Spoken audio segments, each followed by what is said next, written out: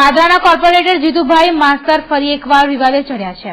પાદરાનગરના corporator Jitubhai માસ્તર સામે પાડોશીને માર મારવાની ફરિયાદ નોંધવામાં આવી છે।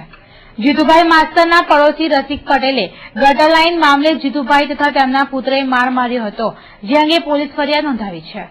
હવે તમે ક્યાં આવ્યા છો? કઈ જગ્યાએ? હું મારા ઘર આગળ પાણી પાસે ગયા। પછી શું કર્યું તમે? પછી હું સીધો આવતો રહ્યો, કારણ કે 2 જણ હતા। ક્યાં આવ્યા? અહીંયા જ આવ્યો, ક્યાં પણ? મારા ફેમિલીને બોલાવીને અહીંયા સ્ટેશન કઈ જગ્યા પર આવ્યા તમે? Station police station. જોકે કોર્પોરેટર જીતુભાઈ માસ્તરે રસિક પટેલના આરોપોનો ખંડન કર્યો હતો। તો મને ગાળો દેવા માટે આવ્યા હતા અને ભાઈને મેં સમજાવીને પાછા વાળ્યા, સોસાયટી વાળા પણ પાછા વાળ્યા હતા, પરંતુ તે છતો એ ભાઈ સાંભળ્યા નહોતા અને મને મારવા માટે વારંવાર આવતો। આ વિના બનેલી છે અને મારા પર ખોટો આરોપ મૂકેલો છે। ખેર કોર્પોરેટર જીતુભાઈ માસ્તર ફરી એકવાર વિવાદોમાં ચડી ગયા છે।